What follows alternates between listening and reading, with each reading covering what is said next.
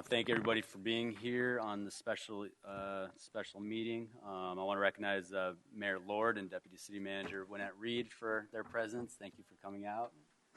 Staff and everyone in the audience, I appreciate your time. At this time, a roll call will be taken. Looks like all members are present except for Commissioner Barnes. Do I have a motion to excuse Commissioner Barnes? So moved. By Commissioner Bray. Second.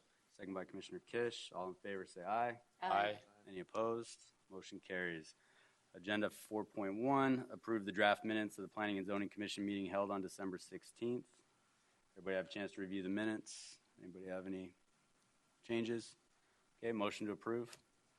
Mr. Chairman, I move to approve the minutes as provided. Okay, motion by Commissioner Bray. I heard a second by Commissioner, I think, Short. All in favor? Aye. Aye. Any opposed? Motion carries. Citizen comments from the floor. Now's the time for citizens who would like to address the Planning and Zoning Commission on any non-agenda items. Do I have any non-agenda item citizens would like to speak? No? Okay. Disclosure of ex parte communications. Opportunity for commission members to disclose any ex parte communications they've had prior to the meeting on any item scheduled. Anybody? Okay, there's no old business. We're going to move into new business. I'm going to open the public hearing for the Hudson Commons Final Planned Area Development. Karen Craver will be presenting the case. Thank you, Mr. Chairman. Good evening, Commissioners. The Hudson Commons PAD will be developed at the southwest corner of Van Buren and Estrella, extending west to 158th Avenue. The mixed-use development will be compatible with existing commercial on the north side of Van Buren, developing commercial on the east side of Van Buren, or on the east side of Estrella, and residential on the west side of 158th and on the east side of Estrella.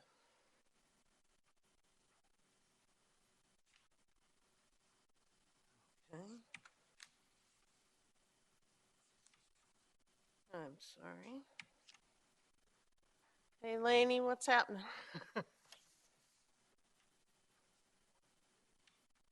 Oh, okay. I was trying to use my shirts and not my germy hands. Sorry.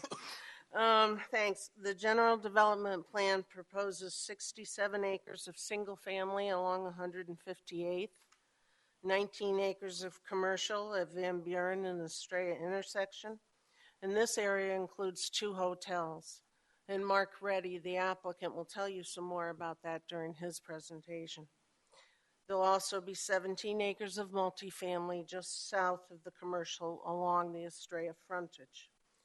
Primary access to the single-family parcel will be from 158th to the commercial from both Van Buren and Estrella, and to the multifamily from Estrella. A secondary access will be provided to all 3 from a driveway from Estrella, combined driveway from Estrella.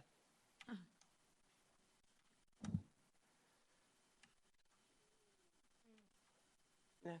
Oops. The single family will include a section of 50-foot wide lots and a section of 60-foot lots. A concept plan with the 50s on the north and one. The next slide, please.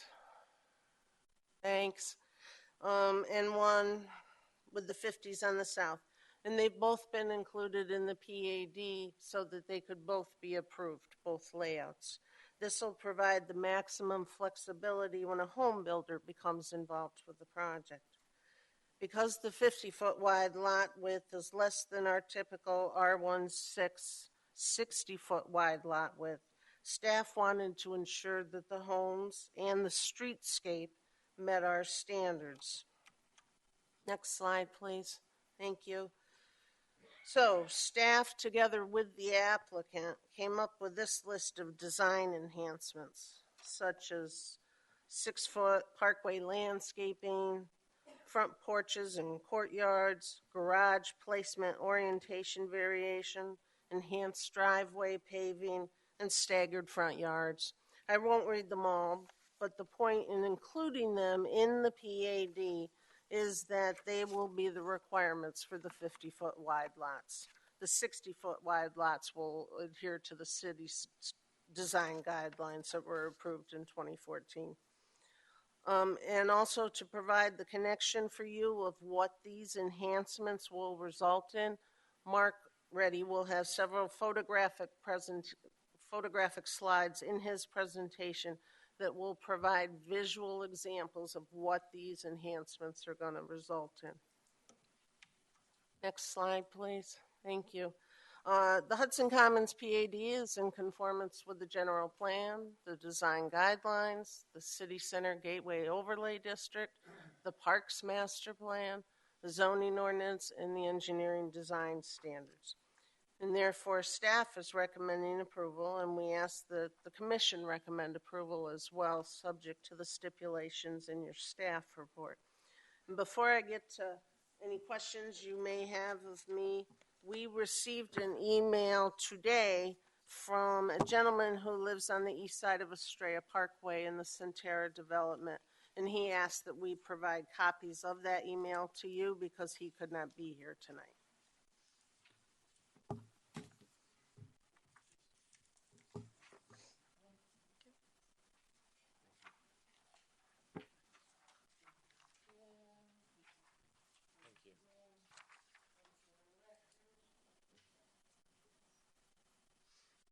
And if you have any questions for me, I'd be happy to answer any.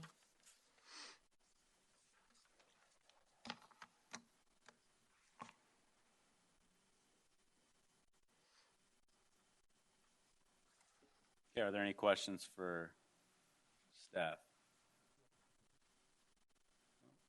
Okay, would the applicant like to speak?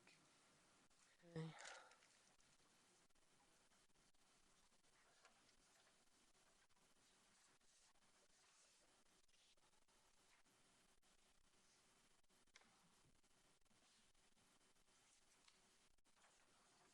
Mr. Chairman, members of the commission, my name is Mark Reddy. I'm with LVA Urban Design Studio. First of all, Happy New Year. Address is 120 South Ash Avenue in Tempe.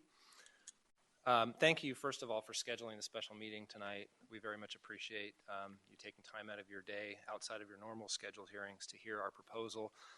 First, I wanted to thank staff, and particularly Karen, but the entire planning staff has been very helpful in helping us get to this point and really evaluating and doing a thorough analysis of our proposal. We've worked very closely with them over the past year or so and to get us to this point, and I think we have a better project because of it. And before I start the presentation, I just want to say that we have reviewed the staff report. We are in agreement with the staff report. Obviously, we're in agreement with their recommendation, and we are also in full agreement with all 21 of the conditions of approval that they are recommending as part of the approval process. So with that, what I'd like to do is, I guess we're having some issues. Talk a little bit about, I'm going to try to go through some of the slides that Karen's already talked about fairly briefly and really focus on some of the design enhancements and some of the other things that we're doing on this project that make it a little bit unique. Obviously, the site is located just at the corner of Estrella Parkway and Van Buren, about a half mile south of the I-10 interchange. And it's immediately north of the University Park PAD and just north of the future Goodyear City Center Gateway. Next slide. And just to give you a little bit of context, all of the colored areas that you see on this slide were the original land holdings by the Hudson family. And Lula Mae Hudson, who was a Goodyear resident for many, many years, several years ago donated about 90 acres of land to the city for the future city center development that's being planned, and also for what is now the Desert Edge High School. And then after that, she also sold land to the city at a reduced market rate for the future community park, the 30-acre community park that you see in this location here, as well as the University Park PAD. The 103 acres that we're talking about today is the last remaining land holdings that are still owned by the Hudson family, and that's what we're here to talk about today. Next slide. So Karen talked about the development plan. A couple of the details that I just want to point out. The single-family detached residential parcel, which is parcel number 2, would allow for a maximum of 270 lots. and that would be within 2 different lot sizes, including a minimum of 50 by 115 and 60 by 120. The multifamily parcel would include a maximum of 398 units, and that could be anywhere from multifamily apartments to townhomes or condominium units. We don't have a user yet, but there's a variety of different types of uses that could occur within that property. And then the commercial parcel on the corner will include approximately 220 hotel units, as well as about 80,000 square feet of commercial and retail services to support the growing population within this area. The overall master plan is in conformance with the general plan, and I'll also note that back in, I believe it was 2008, there was a general plan amendment to the previous general plan that designated single-family residential on the west side, commercial on the north corner, and multifamily on the south. So this plan was actually modeled after the adopted general plan back in 2008. When the city adopted its new general plan that was just ratified by the voters, I think last year or early the year before, those same land uses were incorporated into the plan with the business and commerce park use along Estrella Parkway and then the residential neighborhood designation on the west side. So this plan is actually implementing the adopted general plan. It's exactly in conformance with what was anticipated as part of the general plan. Next slide. So this is our conceptual site plan for the property, and you'll notice there's a little bit more detail on the single-family side than there is on the commercial and the multifamily side, but it is a mixed-use, a horizontally mixed-use development plan with single-family on the west. You can see the commercial on the corner, and then the multifamily down at the southeast end. And when we designed this, we wanted to try to incorporate the uses so that there's good pedestrian circulation between and among the various different parcels, and I'll talk a little bit more about that, but you can see the connectivity between the different parcels so that the residences can easily walk to the commercial parcels and the multifamily as well. It includes an efficient circulation system. There's some unified design elements that are incorporated throughout the project, particularly around the perimeter. And then the plan also conforms with the city's design guidelines and the City Center Gateway design standards. Next slide. This is our open space plan, and I just want to point out a couple of things. The first is you can see the 5-acre neighborhood park that is really right in the center of the project. That will provide a great active and passive recreational opportunities for the residents of the community. And then you'll also notice there's 4 additional active open space areas that are evenly distributed throughout the project. The 2 on the single-family residential side are additional, what we're calling pocket parks or mini parks, which would provide active amenities such as shaded tot lots and ramadas. And then there's also an open space within the commercial parcel, which is affiliated with the hotel uses, which would be a pool and some other active and passive amenities. And then within the multifamily parcel, another centralized open space that would provide active amenities for the residential or for the multifamily project as well. And then you'll notice all of the green around the perimeter. There's some perimeter open spaces, and I'll talk a little bit more about that as we talk about the individual pieces. But we've got a 40-foot buffer along the north side on Van Buren within the single-family parcel. And then we wanted to, if you notice on the slide in this area, right, let me see if I can get the mouse to work. Right here, you'll see this open space Paseo on the Centerra project. We wanted to continue that same open space corridor through our project, so you can see that we have an 80-foot open space corridor that really carries that design concept from Centerra. This is the future community park over here. So residents that are both driving on the future Harrison Street as well as pedestrians will have that kind of unified open space Paseo that leads to this community park to really create that unifying design element along Harrison Street. So that was another important element that I wanted to point out. Next slide. One of the other things that we've done with this residential subdivision as part of our enhancements that I'll talk about, but I wanted to point it out now, is we have 3 different entrances to the single-family residential parcel. All 3 entrances enter the community into an active, developed open space. So we're creating really nice, inviting entries into the community. The other thing you'll notice about the open spaces is all of them are wrapped on at least 3 sides by public streets, which provides openness, it provides access, it provides visibility and safety. It also provides for parking along the streets. And the lots that are around it are facing the park to create more eyes on the park and to create premiums for those lots that are facing the park as well. And each of those parks would include shaded amenities such as ramadas and tot lots and other active and passive amenities within them. Next slide. This is the neighborhood park. It's a little blow up of the 5-acre neighborhood park. Again, you can see the entry coming in off of Estrella Parkway that tees right into the park. And then you can see the roads wrapping around the sides with the homes that front the park to create that, that amenity, as well as the safety, security, and parking and accessibility. And then the pedestrian connectivity, we've provided a connection from 158th Avenue through the community into the neighborhood park. And then there's also connections to the east out to the commercial and to Estrella Parkway as part of the concept. Next slide. So I'm going to talk a little bit about the 3 individual development parcels, and I'm going to spend most of my time on the single family piece, and I want to talk a little bit about some of the design enhancements that we're proposing for the lots that are less than 60 feet. But I mentioned we've got 2 different lot sizes. We talked about the neighborhood parks. You can see the overall concept. I talked a little bit about the buffering around the perimeter. You can see a lot of the green space around the perimeter, both on Van Buren as well as along the southern boundary. We've got staggered setbacks along the perimeter to create variation so that when you're walking or driving down the street, you're not just looking at continuous wall planes. We've got these V-shaped cutouts that provide additional relief and breaks in those walls. We've got wide setbacks along the south and the north end as well, and then you can see the entries and the parks that all of the entries tie into. It's a very efficient circulation plan.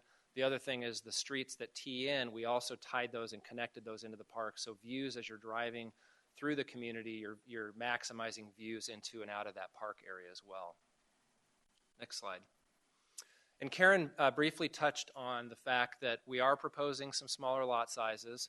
And one of the things that Karen and staff have been pushing us on consistently for the last year is if we're going to propose lot sizes that are less than the standard 60, that we've got to demonstrate design enhancements to ensure that we're going to mitigate the impacts of those small lots to ensure that we have quality neighborhoods within this community, and that's what we're intending to do here. There are 14 different design enhancements in addition to conformance with all of the city's design standards that are in the adopted standards that we're already going to conform with for the remaining lots. And so I'm going to briefly touch on each one of these to give you a little bit of a visual representation. Now, the challenge that we faced and one of the struggles that we've had is that we don't have a builder yet. And the reason that we don't have a builder is not because there's not interest in developing the site now. It's because the owner of the property did not want to entertain offers until he had his zoning entitlements in place. So we've had several builders that have expressed strong interest in this property, and we anticipate after zoning approval that we will very quickly be going under contract with a builder. But we want to make sure it's the right builder. We want to make sure the builder can incorporate the design concepts. But it has been a little bit of a challenge for us because if we had had a builder, we could have given you precise product types and shown you exactly what they're going to do. So we're having to develop concepts that can ensure quality without getting into specifics. So a lot of what I'm going to show you are the conceptual ideas of what's going to be incorporated, but the specifics are laid out very specifically in the PAD so that as staff goes through the process, they can ensure that all of these are going to be incorporated into the final product, no matter who the builder is that comes into this project. Next slide. So I'm going to breeze through these pretty quickly. The first one is the 6-foot parkway landscaping. So typically you've got your sidewalks attached to the curb and then the lots start. What we've committed to is a 6-foot parkway strip, which is wider than you would typically see in a single-family residential community. So 6 feet's pretty large, and each unit would have at least one tree and shrubs and decorative decomposed granite in front of it. So that'll create a really nice streetscape environment as you're driving down the street, and you've got tree-lined streets and landscaping that separates the street from the sidewalk and the lots. Next slide. The second is a commitment that we will provide a minimum of 50% of all of the homes within the subdivision will include either front porches or courtyards, so that there'll be a lot of different variety and interest as you're walking down the street. It's not just going to be garages and front doors. There'll be some extrusions, and this is an example of what you might expect to see with courtyards and front porches as part of that, as part of the development. Next slide. The third is garage placement. One of the biggest concerns with small lots is the garage scape, the dominance of garages, and looking down the street and seeing a line of garage doors that are all kind of lined up. And so What we've agreed to is to provide a mix of garage door placements and orientations such that no more than 2 homes can have the same plane with a garage door on it. So there's got to be some stagger within those garage doors, whether it's flush with the house, recessed with the house, pulled forward of the house. We cannot do side entry garage doors because the lot widths wouldn't allow for that. You just simply don't have enough room. But we can vary the location of the garage in relation to the home product and in relation to the plane of the surrounding homes around it. And so we can't have more than 2 homes that have a similar garage plane without modification. Next slide. We've also agreed to garage door enhanced design. So rather than just a plain garage door, we have to, for every single home within this area, we have to provide a carriage style or an architecturally enhanced garage door that complements the architectural features of the home. So not only are we going to have variation in the garage door, but the garage doors are going to be attractive, they're going to be unique for the design of the home, and they're going to really enhance the quality of the end product that you see on the street. Next slide. The other thing that we're doing is we're increasing the requirement for the minimum number of floor plans and the minimum number of elevations that are required. These pictures represent 4 different elevations of the exact same floor plan. We're required to have at least 4 elevations and 6 floor plans, so there's a minimum of 24 different combinations that you can see, and that doesn't even include the color combinations that would go on top of that. So if you look at these slides, this is one product, 1 floor plan, 4 distinctly different elevations, and we're going to have 6 different products. So there'll be a wide variety of different products in addition to the courtyards and the patios and all the other things that we've talked about so far. Next slide. We're also going to be providing enhanced driveway paving. So every lot will have enhanced driveway paving, whether it's stamped colored concrete or block or brick pavers. So we're not just going to have your typical concrete. It's all going to be decorative driveways, which again is another enhancement to really create that beauty as you're driving down the street. Next slide. We talked about staggered garages, but we're also committing to staggered front yards. And what we're committing to here is that no more than 2 homes will have the same front yard setback, and there's a requirement for a minimum of 6 foot in separation. And that separation can be within the home itself, as you see in this picture, where there's a portion of the home that extends forward, or it can be 2 lots, 2 homes that are next to each other that have a stagger of at least 6 feet. So in addition to garage placement, there will be variation in the front yard setback of the homes themselves, so that you don't have that uniform, view as you're driving down the street or walking down the street. Next slide. We're also going to be providing, and I touched on this a little bit before when I was talking about the site plan, wider perimeter landscape tracks. So on the perimeter of the project, there's going to be much wider landscape tracks than what would typically be required by the zoning code. So we have 40 feet on Van Buren Street, so we can get some additional landscaping in there and provide additional setbacks from the right-of-way. And then we have 80 feet on Harrison Street to continue that Paseo concept down the Harrison alignment or north of the Harrison alignment at the edge of our property. Next slide. In addition, we are increasing the minimum size of the lots that front on Van Buren. Van Buren is the only arterial street that we're backing to, and so the lots that are backing on Van Buren are going to all be a minimum of 55 feet, so there'll be an additional 5 feet of separation between the buildings. And on top of that, we are limiting the number of 2-story units on Van Buren to no more than 2 in a row, so that there will be variation in the building heights and elevations and floor and roof pitches. So not only are we going to have staggered yards, wider lots, but we're also going to have a variety of 1-story and 2-story as a requirement within the frontage of Van Buren. Next slide. And then I also talked about the additional perimeter open space enhancements. On each 4 corners of this subdivision, we're providing a minimum of 500 square feet of additional open space to really create more openness around the perimeter of the site. And then we're also providing those 2 V wedges that you can see along 158th to create additional variety. This is the longest stretch that we have of homes that are fronting the street. So we're creating open space on the corner. We've got our entries. We've got a wide open space here. We've got a pedestrian connection, another wide open space, an entry, and another wide open space. So we've got a lot of gaps. So you're not going to have long continuous walls that you see in a lot of the subdivisions that are built around the community today. There'll be a lot of breaks and variations within that wall plane, which will make it a lot more attractive on the street. Next slide. The other thing that we're committing to is on all corner lots, we have a minimum of 10-foot landscape tract. Now, I had a hard time finding pictures of this. This picture shows probably what is about 5 feet, because the sidewalk is typically within the right-of-way. We're going to provide an additional 10 feet of landscaping between the perimeter wall and the side yard for all lots that are siding on a corner. So there'll be additional landscaping, which again will open up the community, provide more greenery and landscaping, and make it feel less crowded in terms of the smaller lot sizes that are occurring within those corner areas. Next slide.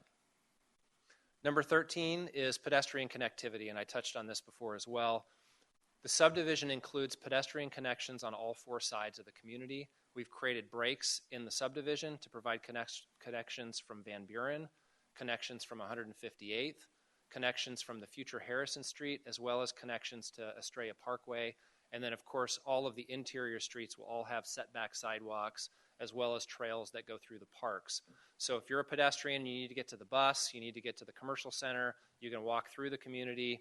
If you're in another area and you want to walk through, there's connections through that community that tie all of the parcels together and provide connections around the perimeter of the site. Next slide.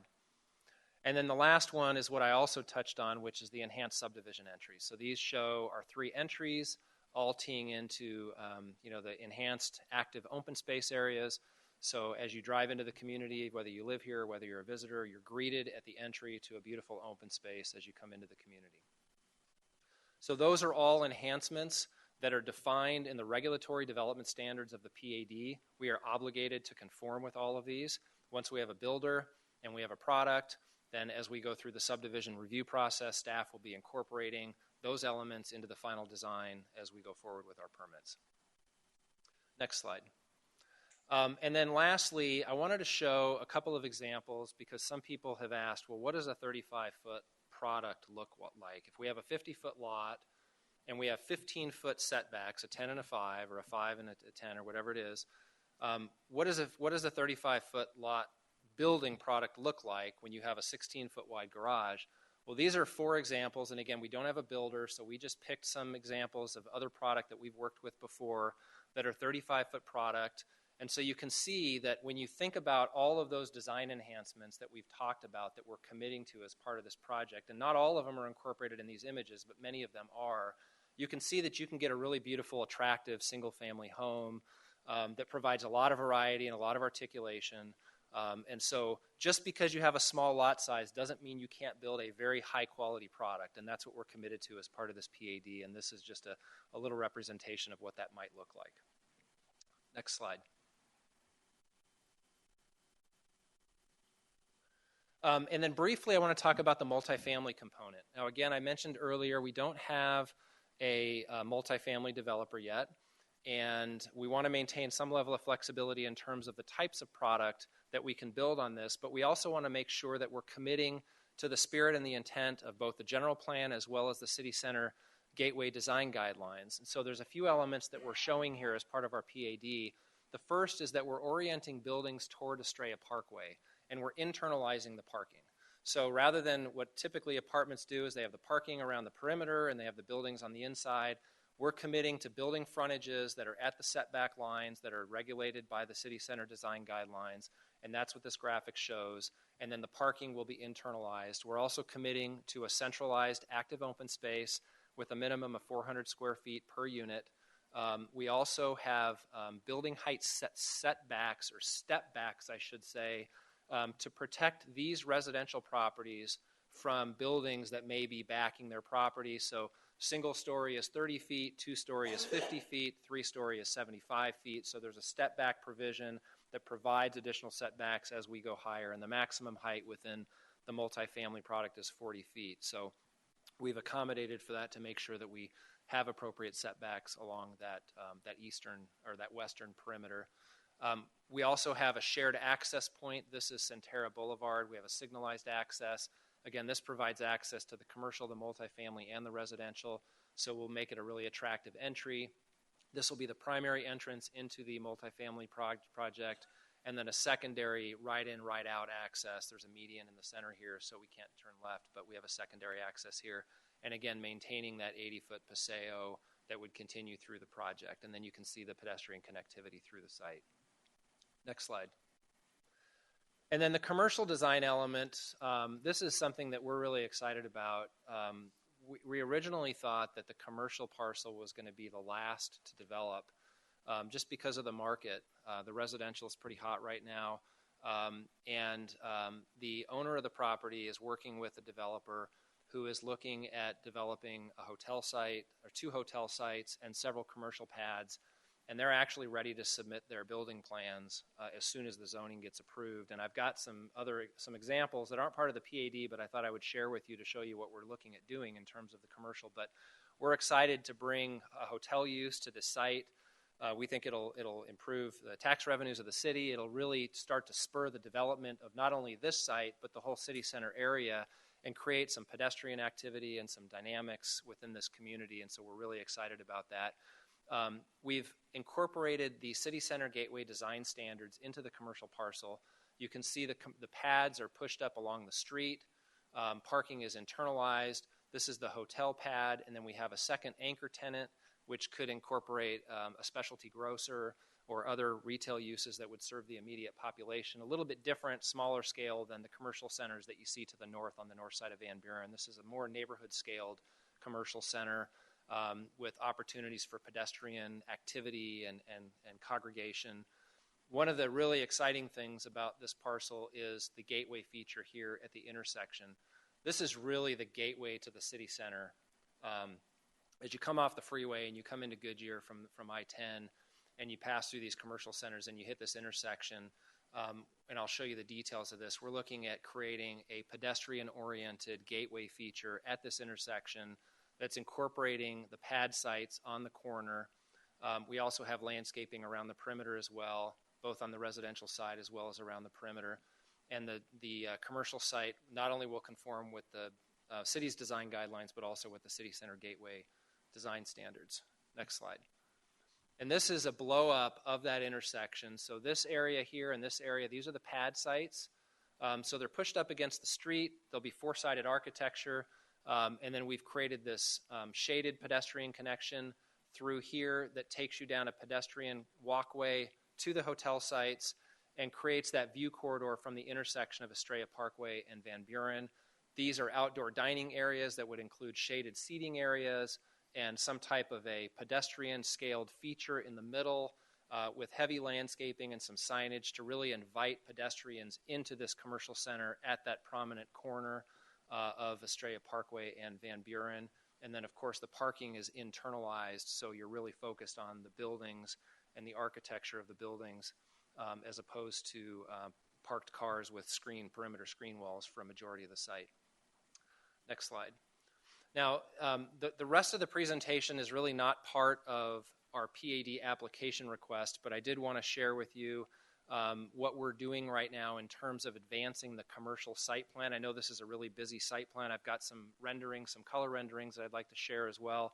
But you can see this is pretty consistent with the bubble plan that we've got in our PAD. You can see the shops that are along the corner with the pedestrian plaza here, the pedestrian spine connection that takes you into the hotels, and so there's a view corridor that goes straight through here into the pool and into the really beautiful landscaped amenities that are within the courtyard of the hotels.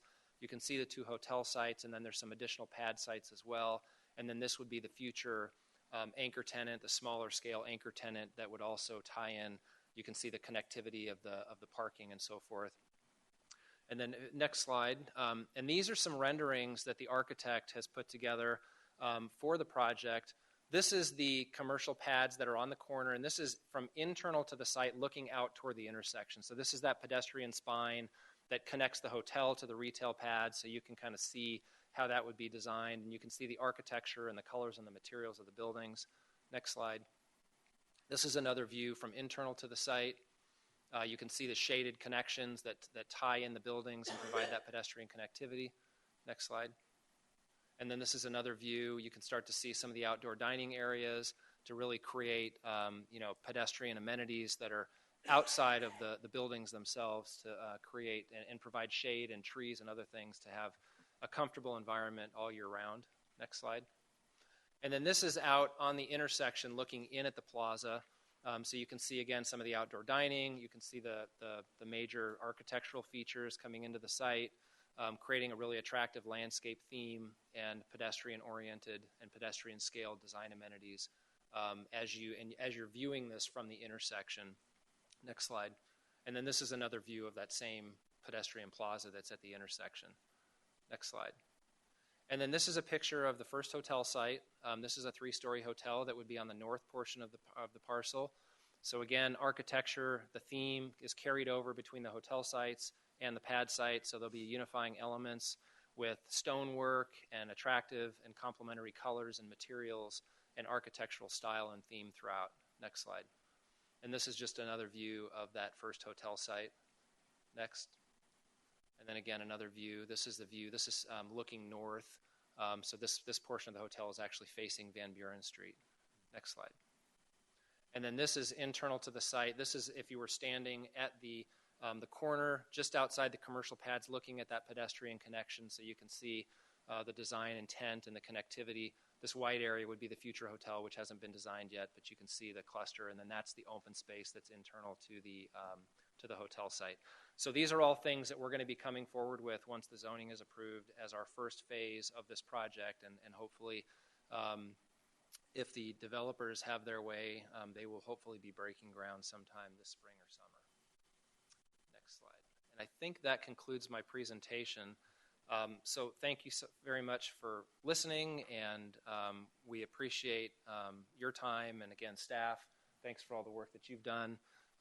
Hopefully we've articulated our design intent for this project, and I'm happy to answer any questions that you might have at this point, and we would respectfully request your recommendation of approval.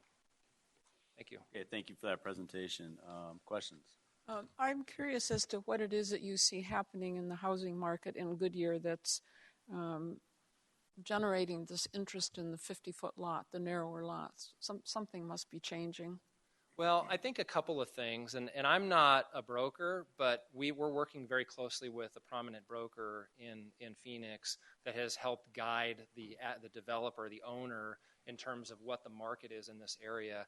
But I also think, we're right at the cusp of the city center gateway of Goodyear, and density is going to be important to really create that pedestrian-oriented environment.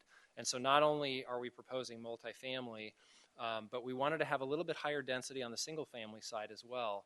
And I think a lot of what's happening right now is a lot of families don't want the maintenance responsibilities of large lots.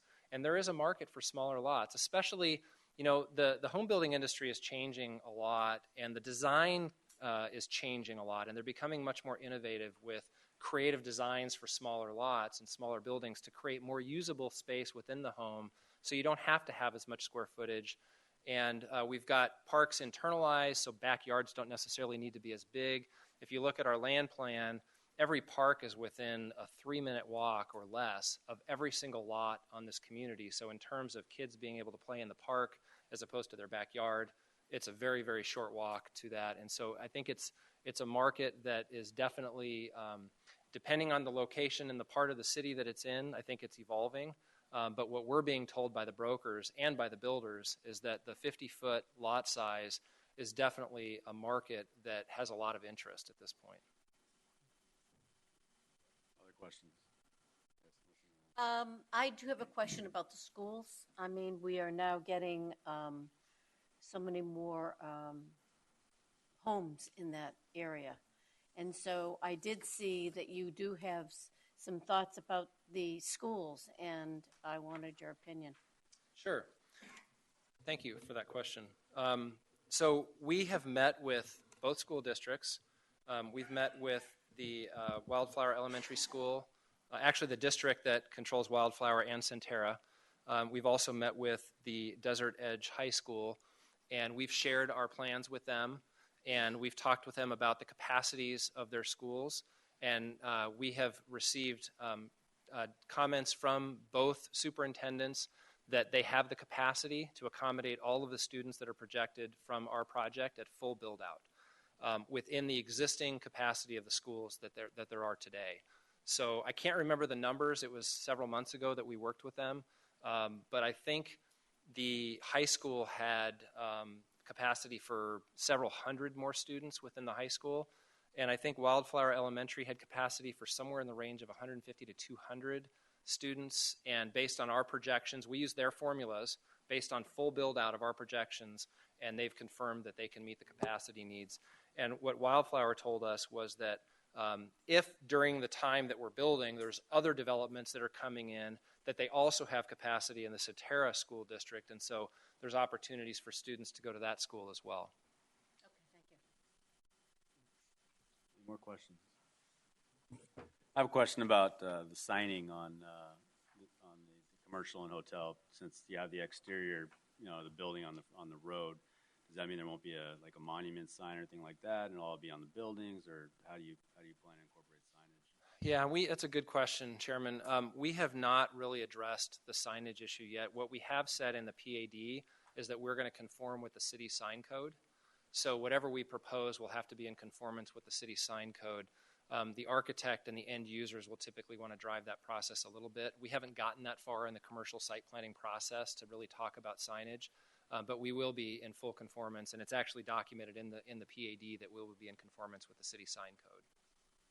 My second question might be more of a staff question on Van Buren. That's one lane near this project.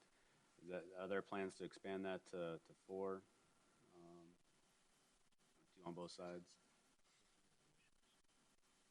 Mr. Chairman, as you said, it's one lane in front of Wildflower, and as you get to the intersection at Estrella, it's 3 lanes plus a turn lane. So some of the cross sections that we attach to your staff report will provide a transition. Obviously, in front of Wildflower, it's not going to be widened there, so we need to get from that 1 lane to the 3 lanes at the intersection. And this development will slowly widen and provide more lanes as you get up to that intersection, so the west side of the intersection gels with the east side. But it'll be a transitional process instead of just suddenly a lot more lanes there. Okay, thank you. Any other questions? Nope. All right. Thank you for your presentation. Members of the audience who wish to speak, I have a couple of comment cards, and I apologize for not being able to read the handwriting on the last names, but Mr. David Sherlaw.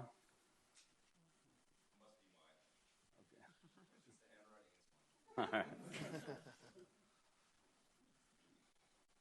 Please state your name and address for the record. Yes, my name is David Smith, and my address is 15477. Not even close to what is What's that? Is that it? I'm just laughing because it doesn't look anything like Smith. Oh, sorry. My wife would constantly remind me of that. 15477 West Morning Glory Street, and I am directly across the Plans subdivision that we're talking here. And first of all, with 3 minutes, I'd like to say I'm actually highly encouraged that the development's going to be going on that corner of Estrella Parkway in Van Buren. We very much are looking forward to having a pedestrian-oriented kind of activity over there, so our family can get to places like eating and coffee and things like that are close to the neighborhood.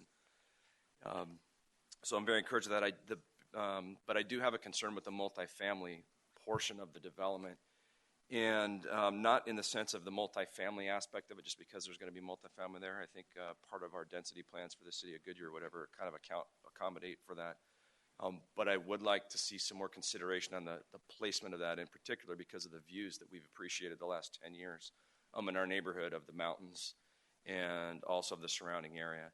And if we could see so I fundamentally kind of object to the plan as a whole based on where they plan to put that multifamily today, without some more consideration of the neighbors that live directly on that path along Estrella Parkway where a multifamily is going to be. The views will definitely be impacted. We've seen the sightline studies, and we're not so sure that the sightline studies are going to satisfy our concerns with the views that we have today. One of the other reasons we have concern is it seems there's a lot more thought put into what's going to happen with the single-family development, and there's a lot of variability and ambiguity on what is going to happen with the multifamily. We've heard apartments, we've heard condos, we've heard, there's some variability there in what those might be. So if we had some more firm understanding of what could go there or should go there, I think we'd have a better idea of how we would want to approve that. Okay, thank you. Okay, next, Mr. Mark Pelletier.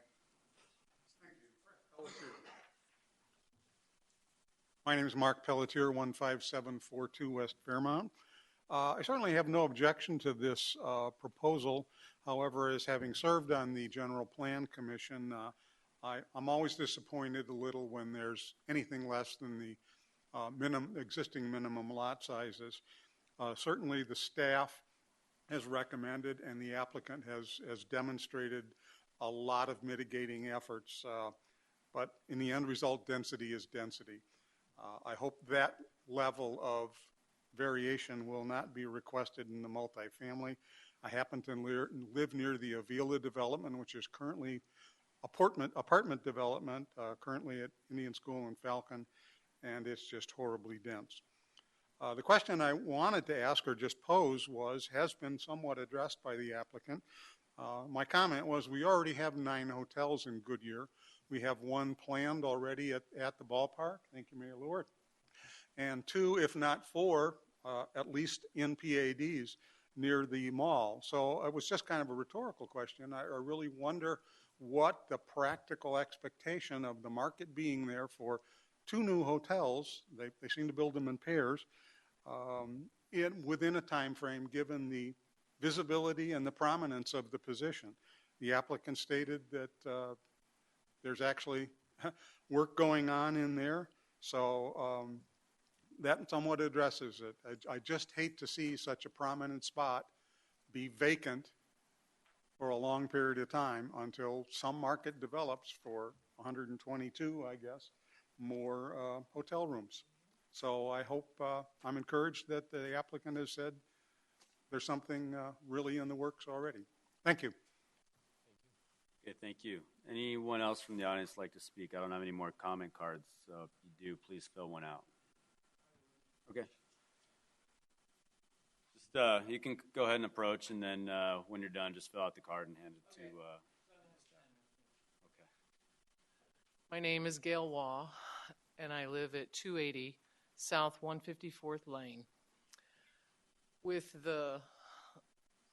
We already deal with a lot of road noise, and I just can't see having a 3-story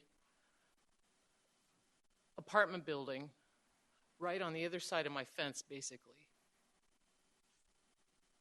I'm losing the view of the white tanks, and the whole reason we moved there was so we didn't have anyone right behind us. That's all I have to say. Okay, thank you.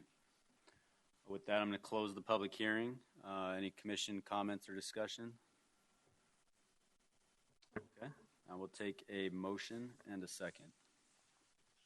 Mr. Chairman, I move to approve project 14-200-3REV with staff recommendations. Second. Okay, moved by Commissioner Bray, second by Commissioner Short. All in favor say aye. Aye. Any opposed? Motion carries. Agenda item number 9, staff communications.